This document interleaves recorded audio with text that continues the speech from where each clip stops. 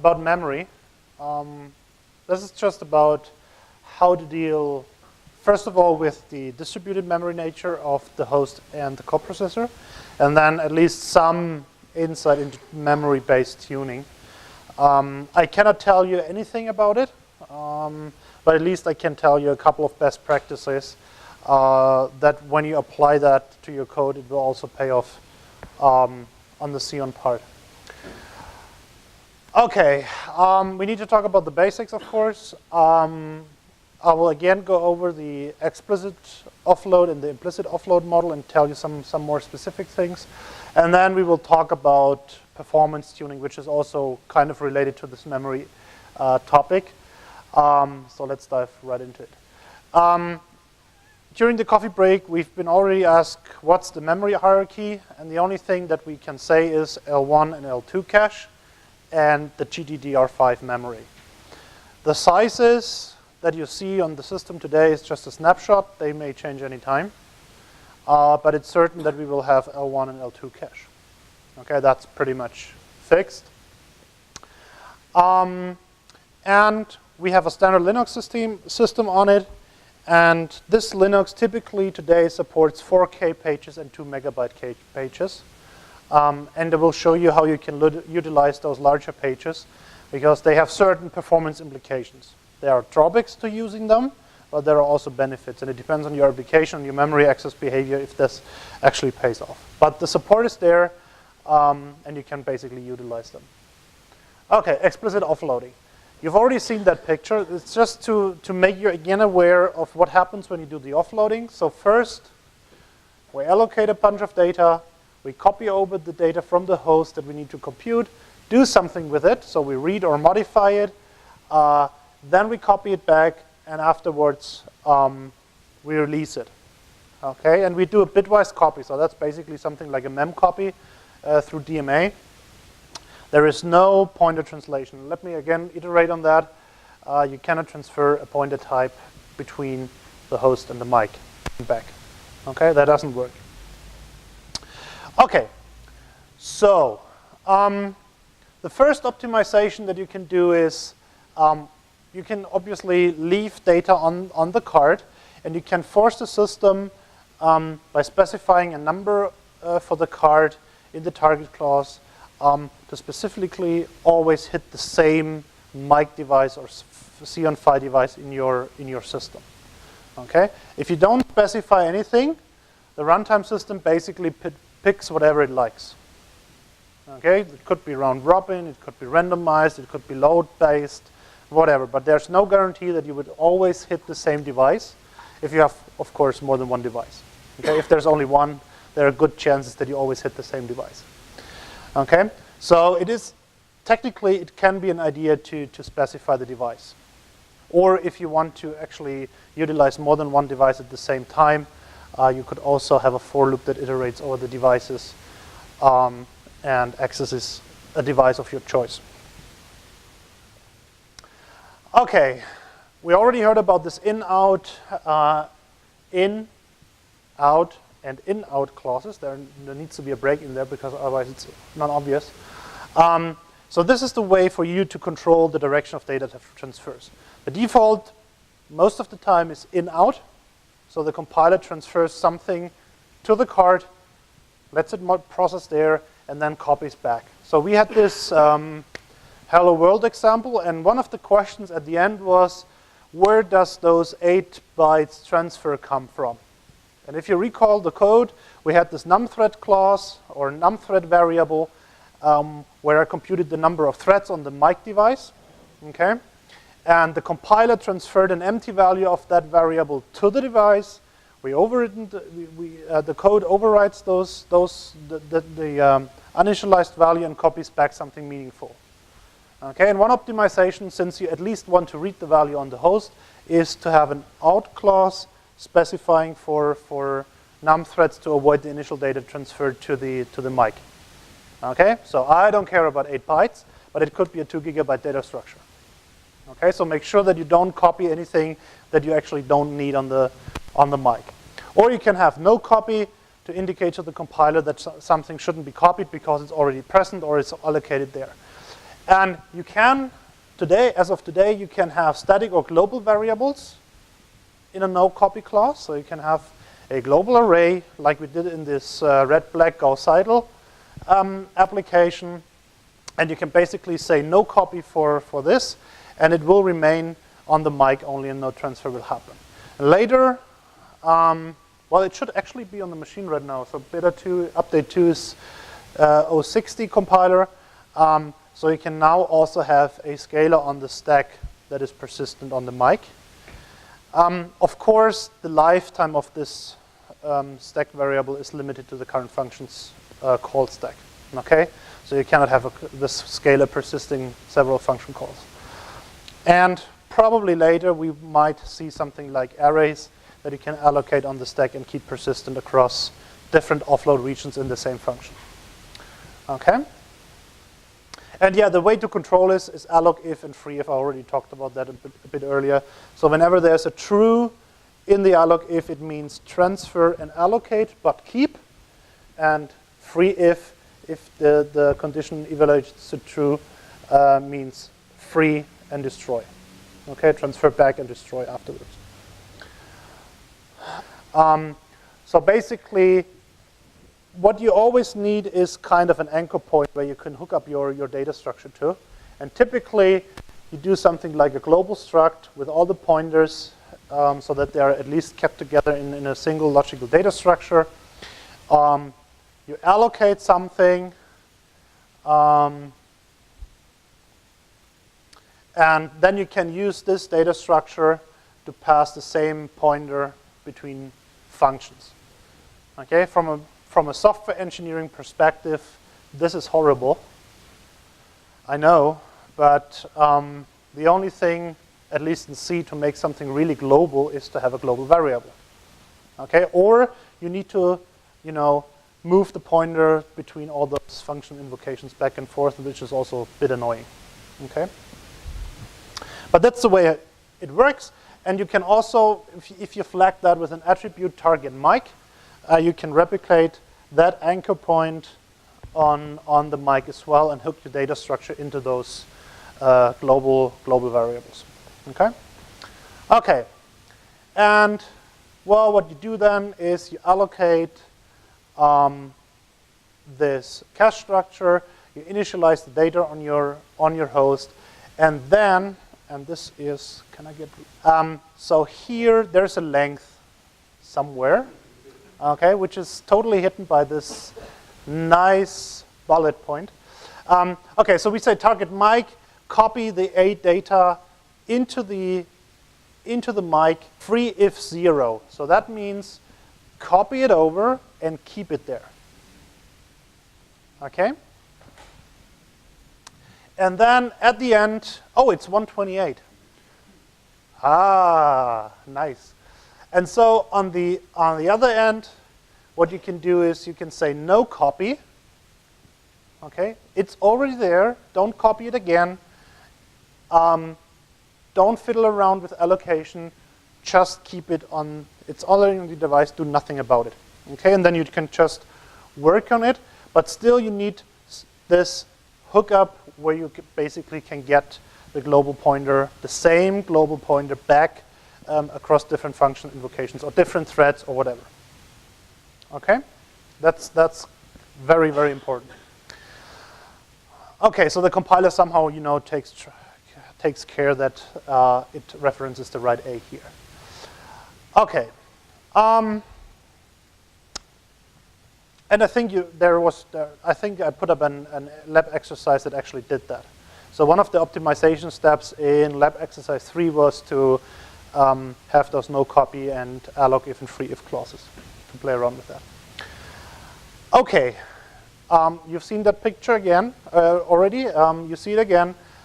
So important, we got the host memory, we got the KNC memory, we got some same address range, and the data is conceptually copied back and forth between so-called synchronization point, and those synchronization points are obviously before the offload starts and after the offload starts.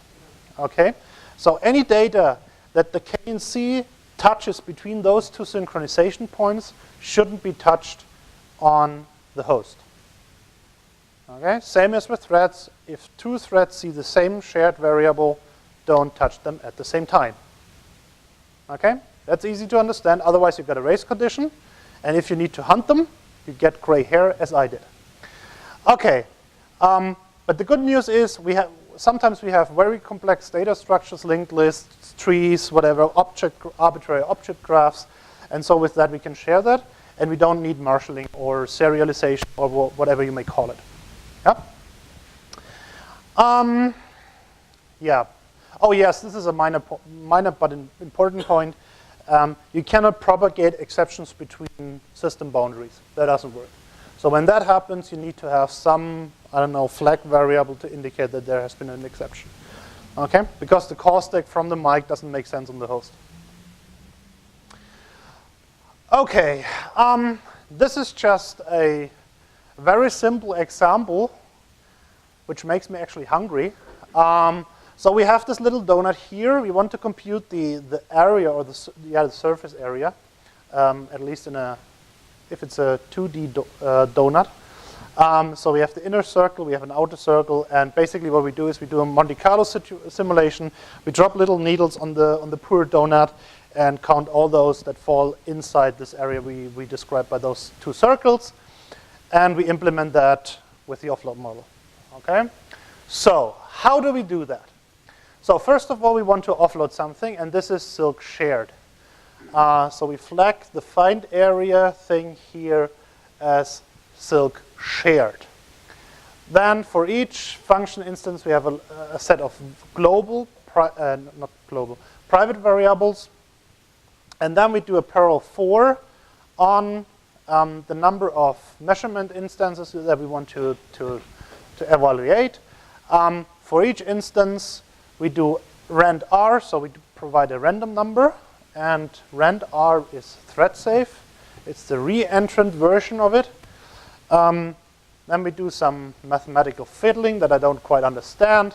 But anyhow, if that holds true, we count the needle as inside the donut. Okay, that's a very scientific example, I believe.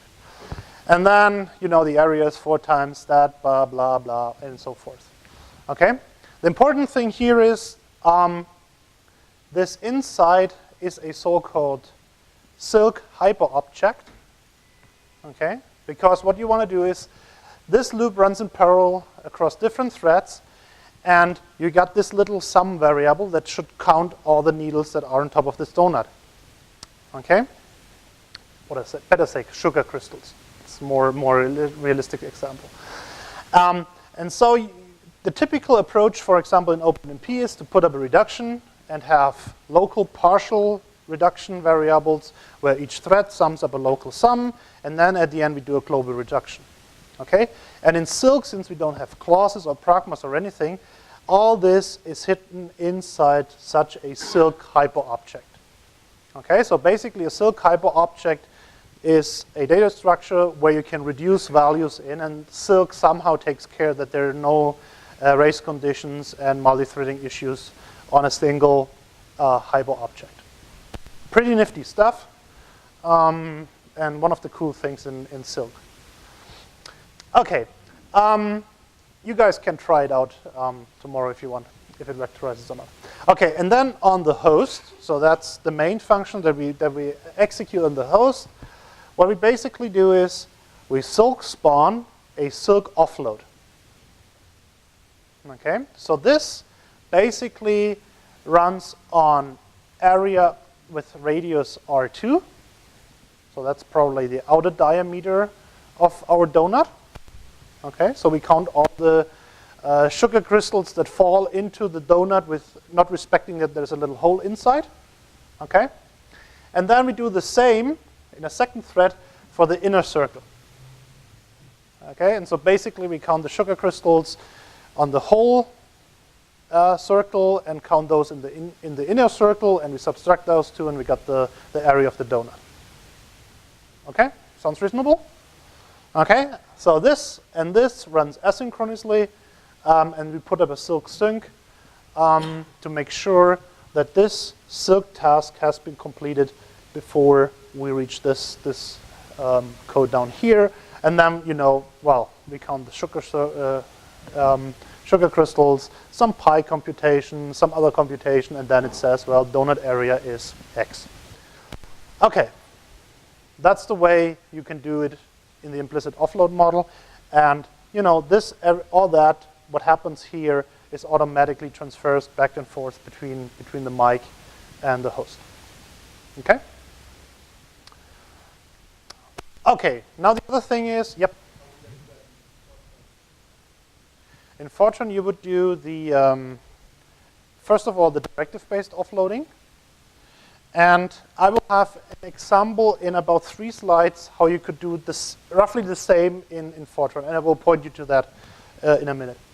Okay, overlapping communication and computation. We already had a question. I think you asked the question. How much overhead it is in the coprocessor to transfer the data. And so there's a certain overhead to that. I don't know how much it is, but you're limited basically by PCI Express bandwidth and communication latency to set up a remote data transfer, to actually copy the data, to tear down the transfer and that stuff. Okay, so it's always a good thing to keep the mic running while we transfer data from the host to the mic. And probably we can also transfer data that we already computed on the mic back to the host. Okay, so if we can do that, we maximally utilize the system's resources. And that's the idea of double buffering, triple buffering, whatever strategies, also in MPI, for example. Okay, so this is the idea. We have on the host a data block. We transfer that to the target. And as soon as we starting processing, we start to transfer the next data block. Okay, and hopefully when that guy is finished, we can take on this guy and also transfer the next data block and utilize the PCI Express bandwidth while the coprocessor is working on something else. Okay, so this is what we want to do, and this is now closely related to alloc if, free if, and asynchronous computation. Okay, so to set up everything, okay, we need to set up a couple of things. So first of all, we have a special pragma to not do an empty offload statement to transfer data. So this is basically, you can view that as a pragma offload, all the clauses, and then a set of empty curly braces with an empty statement block. And this is more readable. Okay? So we do this offload transfer to the mic, and now we need to attach the number of the mic because we want to keep the data specifically on a very specific device, and in the runtime system may not fiddle around with the allocation of offloaded code to devices anymore. Okay, so everything goes to the first mic. We copy in the count variable. That's probably the number of iterations we want to make. And we don't copy in actual data, but we allocate it. Okay, so all we do is we allocate our in buffer, the result buffer, version number 1, and version number 2 with a certain length, and we just allocate, but we don't free it. Okay, if you go back, we need 2 buffers. We need one for the data that is currently in flight, and the second buffer stores the data we are just working on. Okay, double buffering. Okay, so we allocate those buffers on the mic. We do something, and then at the end, we again don't copy anything back and forth. We just tell the compiler, free the data structures that we allocated here. Okay? That's the reason for alloc if and free if. Okay, now for the real double buffering. So in every even iteration of our algorithm, we do the following. Before we start, we transfer the first buffer. So there's a special case. The first buffer needs a special handling, but then we can trigger this even odd algorithm. So the first offload just transfers the first buffer into the system. So we don't need to allocate anything. We don't need to free anything, because in1 has already been allocated on the mic. Okay? We just need to copy data from the host into a pre-existing buffer. Okay? Now, in every even iteration, what we do is we do basically the same, but now we copy to buffer 2. Okay?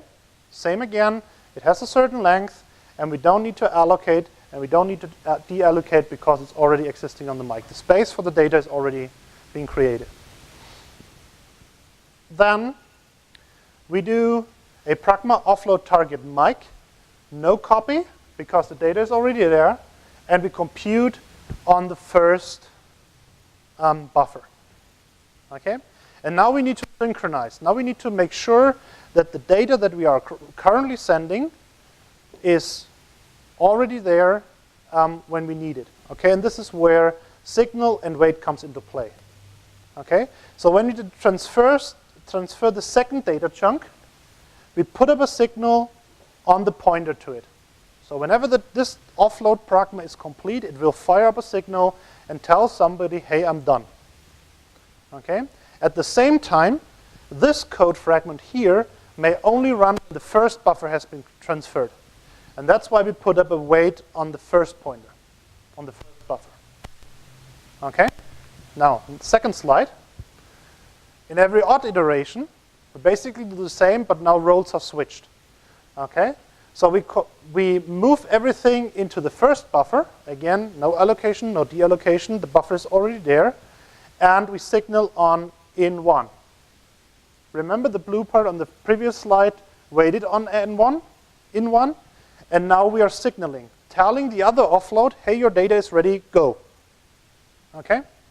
And here's the same basically for to compute on the second buffer. So we don't copy the in2 because it's already there, and we wait on in2. Okay? So whenever this offload is completed, it will signal on that signal slot, and this guy will start executing. Okay? That's the basic idea of asynchronous offload. And in your example with the donut, you would put up a signal on X for the first offload and compute the second on the host, okay, the second FindArea. And then instead of the silk spawn, you would put up a pragma offload wait on the signal slot you did for the first offload, the first FindArea call. Okay? Yeah, oh yeah, and we of course sometimes later we need to copy out the result data. Okay? You can make that a little more complicated to also stream result data, but I think you get the basic idea behind it.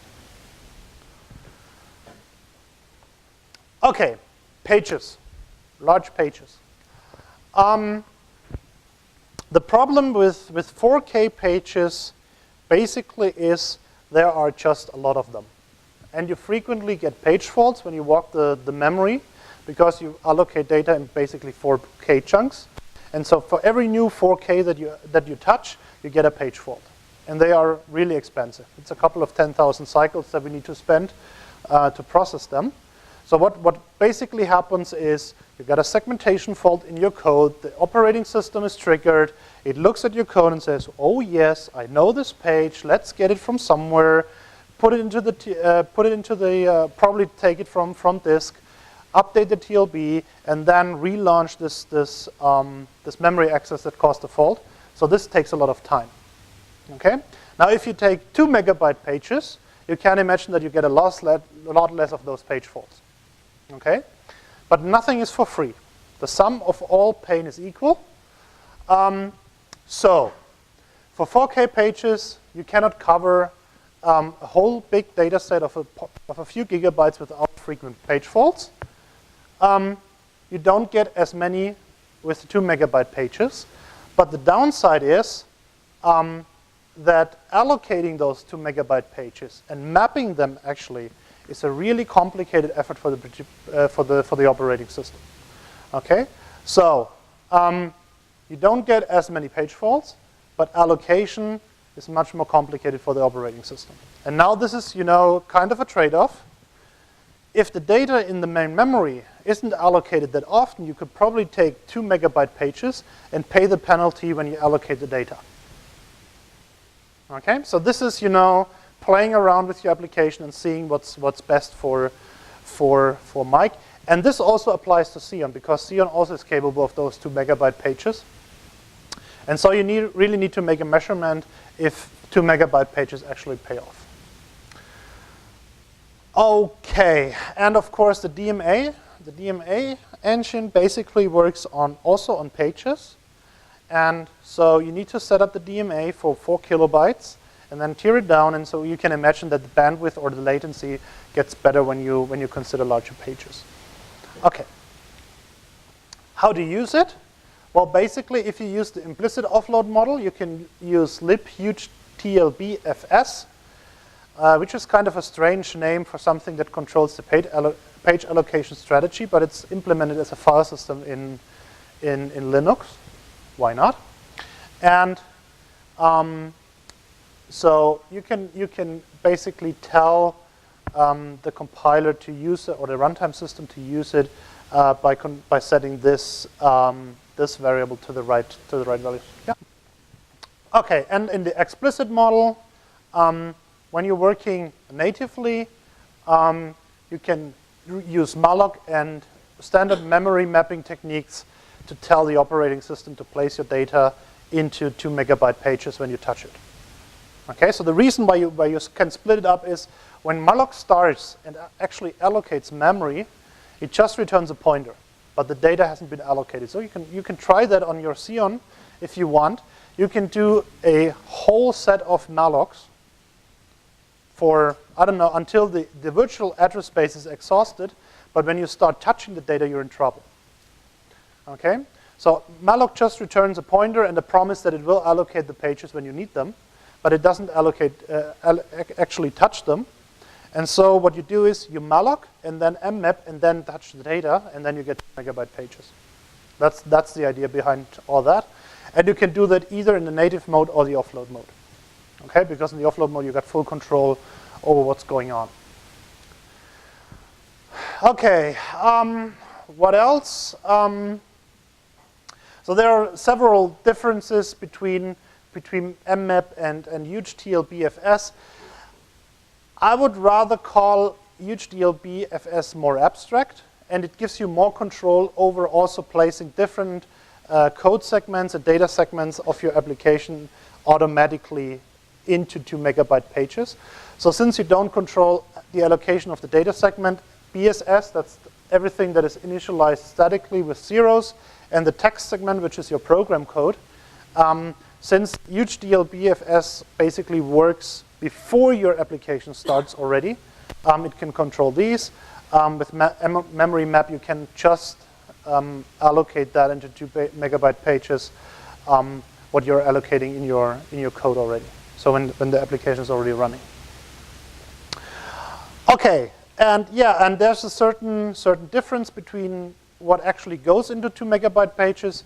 When you turn on hugeTLBFS, everything goes into 2 megabyte pages. There's no way to select that. Okay? If you want to be selective about this data structure, please 4K, this data structure 2 megabyte pages, you need to do the first one with memory mapping. Okay? But it's really easy to do that. So the first step is you need to tell the operating system how many 2 megabyte pages it should reserve for applications. So in this case, let's say we are satisfied with 128, and you echo that value into a certain prox file system pseudofile, and the operating system will adjust internal data structures to have 128 2 megabyte pages available for each application. But beware, those pages are gone. They are no longer available for other applications. Okay, so be sure that you don't exhaust the memory of other applications unnecessarily. Okay, and then the only thing that you need to do is you need to allocate something, and then since this just gives you a size of 120 megabytes, you mmap that. It's an anonymous map. It's private. You know, some memory map stuff. And here you say map hugeTLB, and the operating system takes care that P now points to an address space that is in this 2 megabyte page arena. Okay, that's all you need to do. But it's expensive. This call, runtime call, is very, very expensive. But at the end, it pays off since you get less TLB misses. Okay.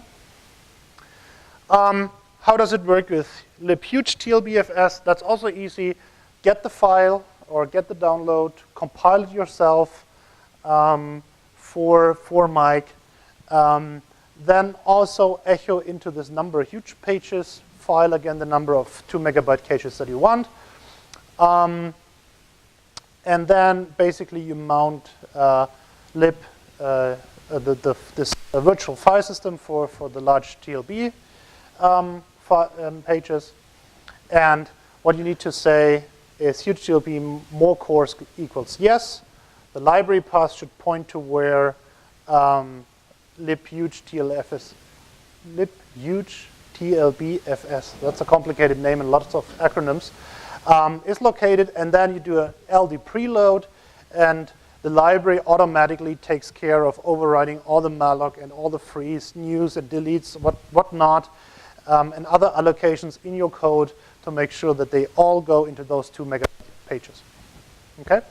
No program change, no compiler, no recompilation, nothing. It's just based on overriding a couple of weak symbols in your application.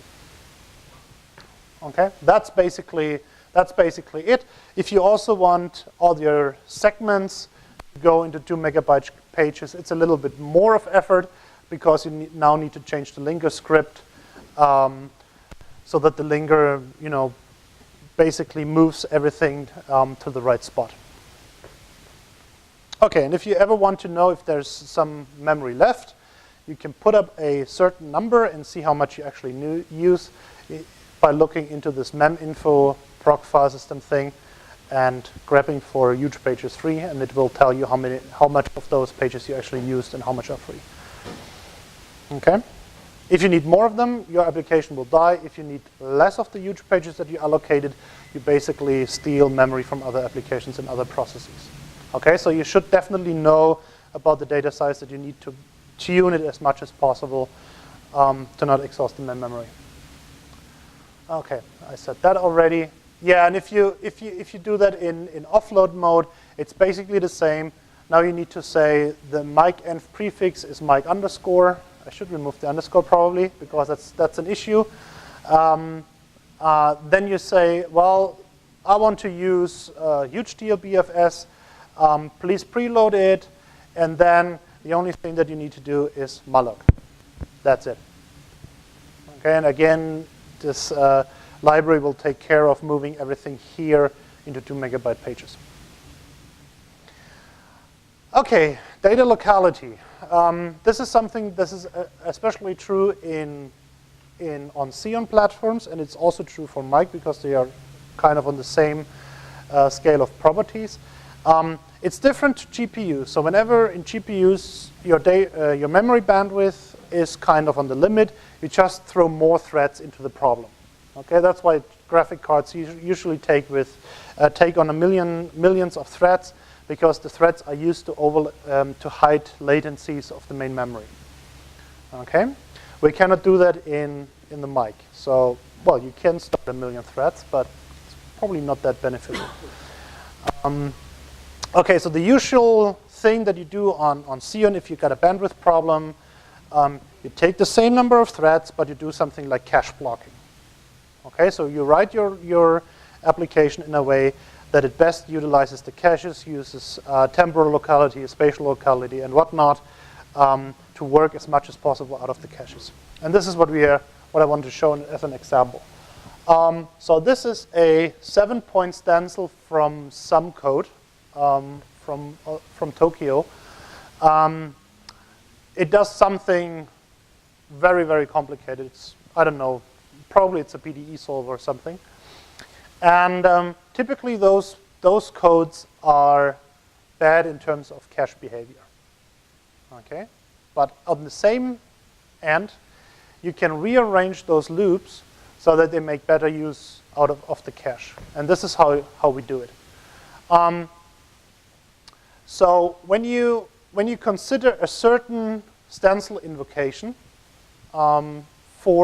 during execution, and let's say we keep z fixed for a while, then we need y equals 5 to 7. Okay? If we go to the next set, we're going to use the same y's again. Okay, so we can exploit that structure. X is non-critical because X is, along the cache lines already.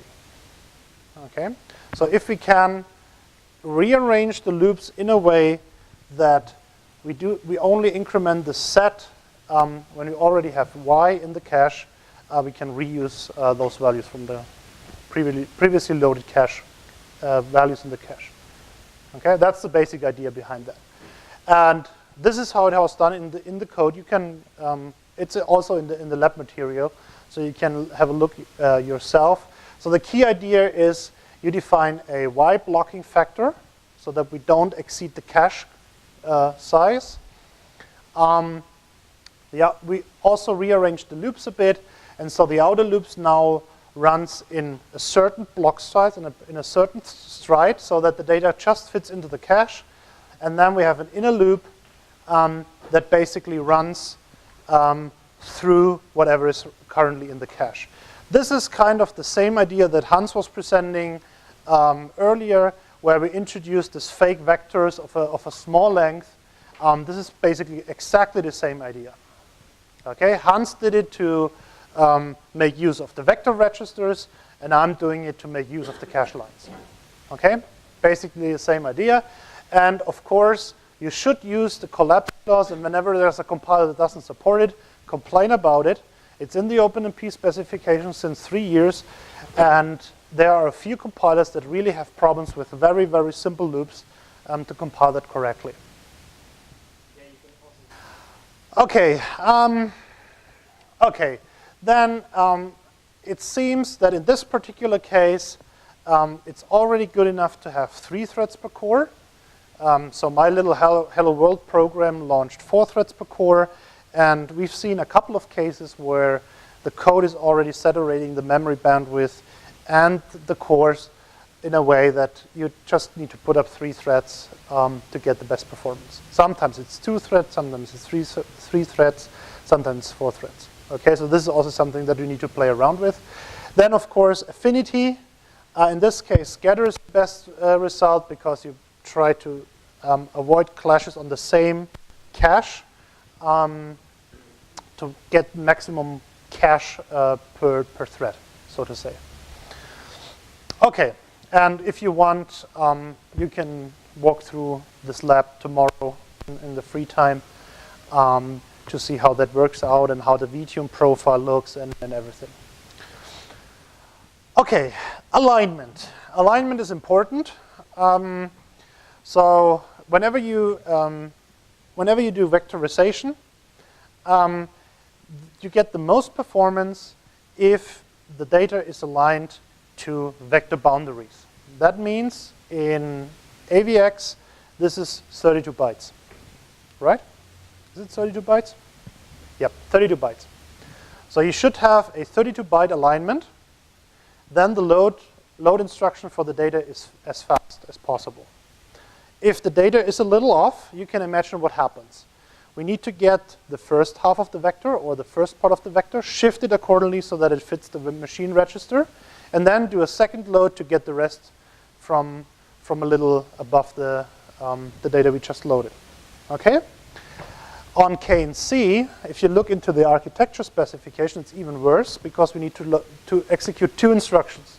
The first one does, load the lower half, and the other one loads the upper part. And even worse, there needs to be a jump instruction in between because of the instruction semantics. Okay, that's the way it is. It's complicated and it costs performance. So alignment is key. Yeah. So better make sure that all your data is always aligned. Use the right versions of malloc and make sure that everything that you allocate in your application is always aligned. Okay?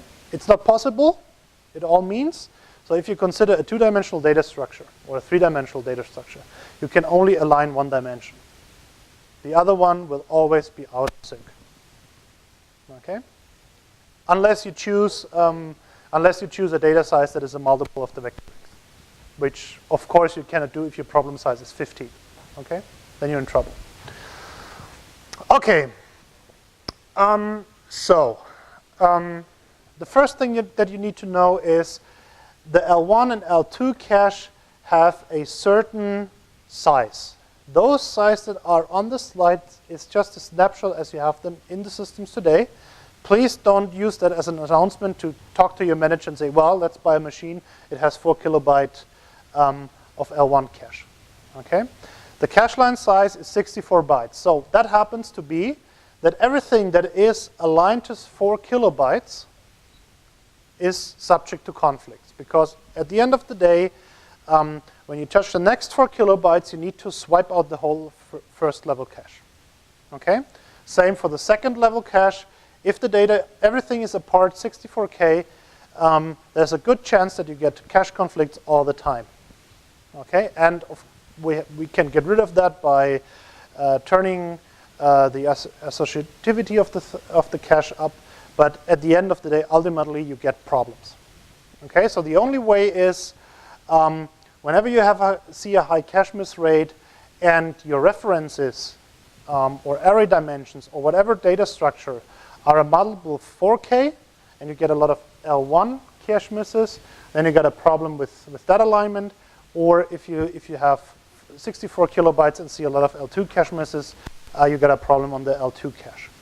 Okay, and so the idea here is to pad the array dimensions in a way that you get rid of this 4K, 64K alignment properties. Okay, so instead of having a 16-element array, do a 17-element array and get rid of a couple of array elements during computation, but that would shift all your data. Okay, at the same time, 4K transfers in terms of DMA are the fastest.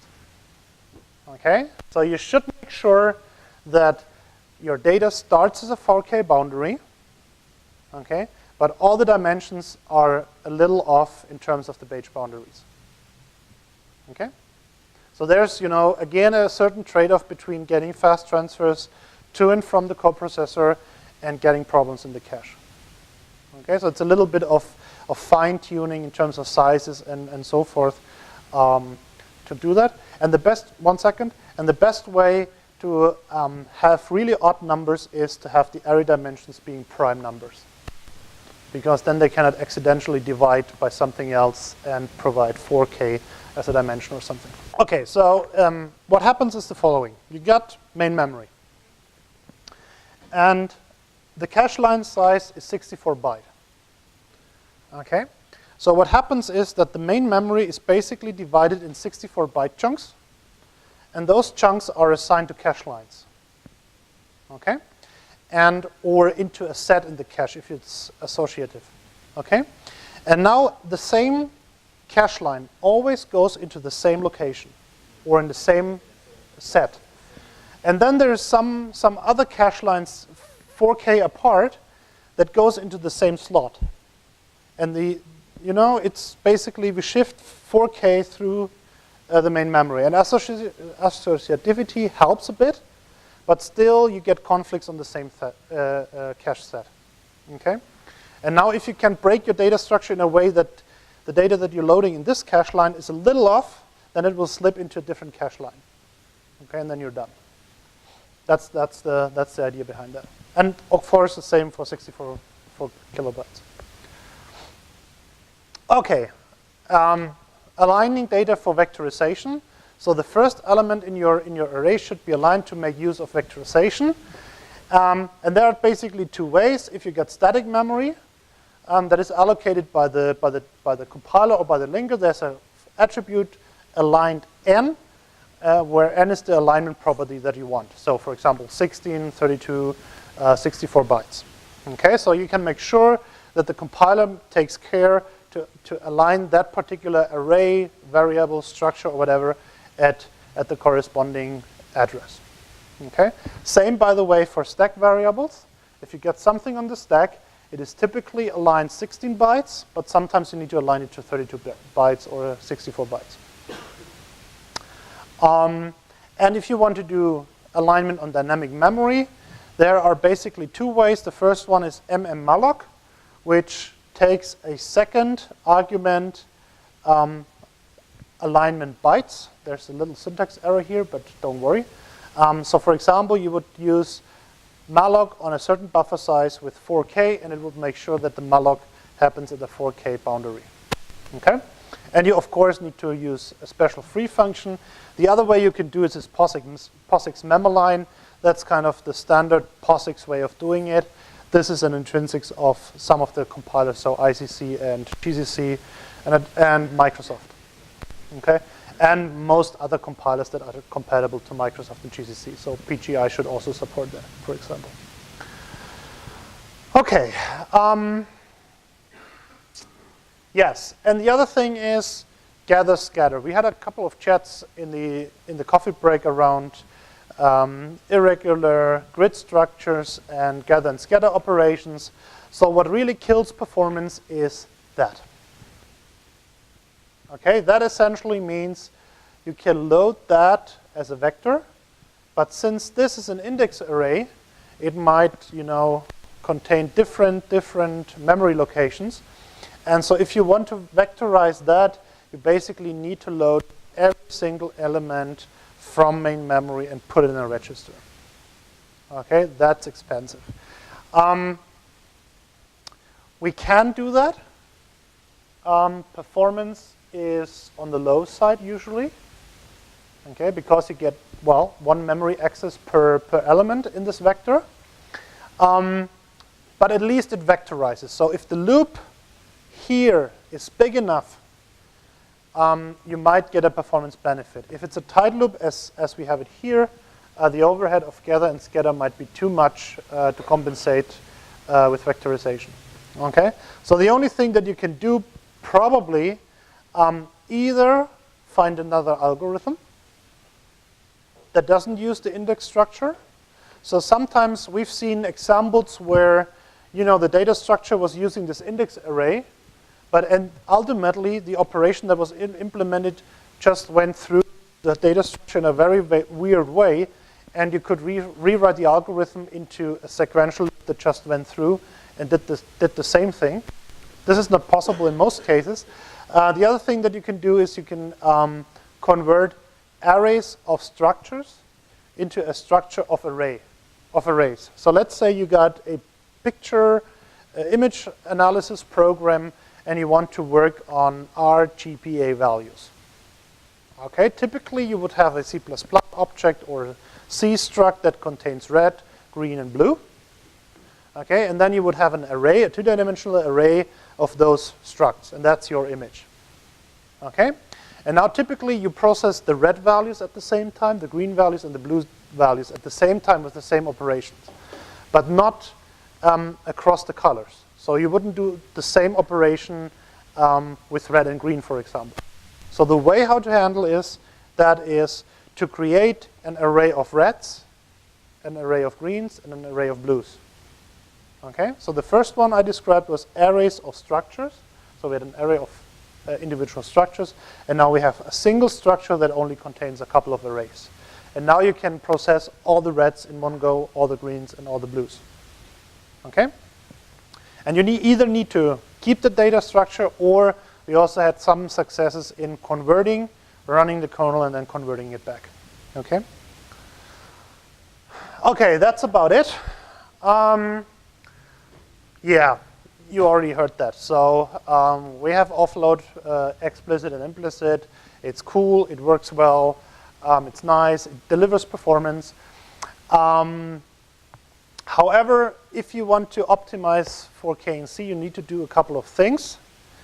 But the nice thing is the optimization techniques applied are from the traditional Xeon world. Okay, so whenever you optimize your code to run better on mic, it will very likely also benefit on Xeon and will exploit additional performance. And I had one very good statement at International Supercomputing. There was a guy from, I forgot which company, but he said, the great thing about mic is, or Xeon Phi, is to get easy to a good level of performance. Much easier than with GPU, so I'm just quoting, I'm not talking Intel here. So it's really easy to get a good level of performance, but when you go for maximum performance, it's getting equally hard on Xeon, Phi, and on a GPU. Okay, but the great thing is, all those techniques I've showed are rather easy to implement in a real code, and they already push you to a good level of performance quite easily. Okay, I think that we read or modify it, then we copy it back, and afterwards we release it. Okay, and we do a bitwise copy, so that's basically something like a mem copy through DMA. There is no pointer translation. Let me again iterate on that. You cannot transfer a pointer type between the host and the mic and back. Okay, that doesn't work. Okay, so the first optimization that you can do is you can obviously leave data on the card, and you can force the system by specifying a number for the card in the target clause to specifically always hit the same mic device or Xeon Phi device in your system. Okay? If you don't specify anything, the runtime system basically picks whatever it likes. Okay? It could be round robin, it could be randomized. About memory, this is just about how to deal, first of all, with the distributed memory nature of the host and the coprocessor, and then at least some insight into memory-based tuning. I cannot tell you anything about it, but at least I can tell you a couple of best practices that when you apply that to your code, it will also pay off on the Xeon part.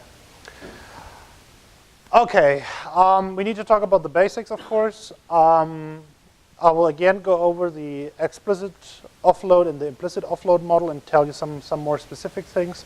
And then we will talk about performance tuning, which is also kind of related to this memory topic. So let's dive right into it. During the coffee break, we've been already asked what's the memory hierarchy, and the only thing that we can say is L1 and L2 cache, and that it could be load-based, whatever. But there's no guarantee that you would always hit the same device if you have, of course, more than one device. Okay? If there's only one, there are good chances that you always hit the same device. Okay?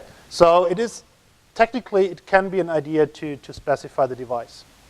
Or if you want to actually utilize more than one device at the same time, you could also have a for loop that iterates over the devices and accesses a device of your choice. Okay, we already heard about this in-out, in-out, and in-out clauses. There needs to be a break in there because otherwise it's not obvious. So this is the way for you to control the direction of data transfers. The default, most of the time, is in-out. So the compiler transfers something to the card, lets it process there, and then copies back. So we had this Hello World example, and one of the questions at the end was, where does those 8 bytes transfer come from? And if you recall the code, we had this numThread clause or numThread variable where I computed the number of threads on the mic device. Okay? And the compiler transferred an empty value of that variable to the device. We overwritten the code overrides the uninitialized value and copies back something meaningful. Okay, and one optimization, since you at least want to read the value on the host, is to have an out clause specifying for num threads to avoid the initial data transferred to the mic. Okay, so I don't care about 8 bytes, but it could be a 2 gigabyte data structure. Okay, so make sure that you don't copy anything that you actually don't need on the mic. Or you can have no copy to indicate to the compiler that something shouldn't be copied because it's already present or it's allocated there. And you can GDDR5 memory. The sizes that you see on the system today is just a snapshot. They may change any time. But it's certain that we will have L1 and L2 cache. Okay, that's pretty much fixed. And we have a standard Linux system on it. And this Linux typically today supports 4K pages and 2 megabyte pages. And it will show you how you can utilize those larger pages, because they have certain performance implications. There are drawbacks to using them, but there are also benefits, and it depends on your application, your memory access behavior, if this actually pays off. But the support is there, and you can basically utilize them. Okay, explicit offloading. You've already seen that picture. It's just to make you again aware of what happens when you do the offloading. So first, we allocate a bunch of data, we copy over the data from the host that we need to compute, do something with it. So we